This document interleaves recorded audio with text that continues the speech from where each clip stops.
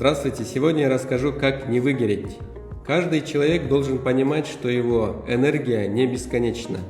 Когда вы работаете в продажах, или вы предприниматель, эксперт, консультант, вы должны понимать, что у каждого есть свой предел выгорания. У кого-то 3 месяца, у кого-то 2 месяца, у кого-то полгода. То есть, почему происходит выгорание? Когда вы, обрабатывая заявки, отвечая на вопросы, понимаете, что очень много разных людей не хотят оценивать по достоинству то, что вы им предлагаете.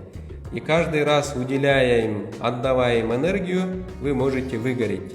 Поэтому я вам предлагаю, когда наступает вот это желание ничего не делать, просто вы должны остановиться, отключить свои телефоны и 3-4 дня отдохнуть.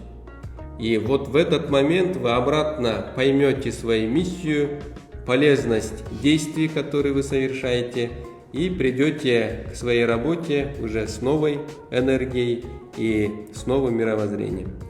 Поэтому я вам желаю не выгореть и преждевременно позаботиться о своем состоянии. Всем пока!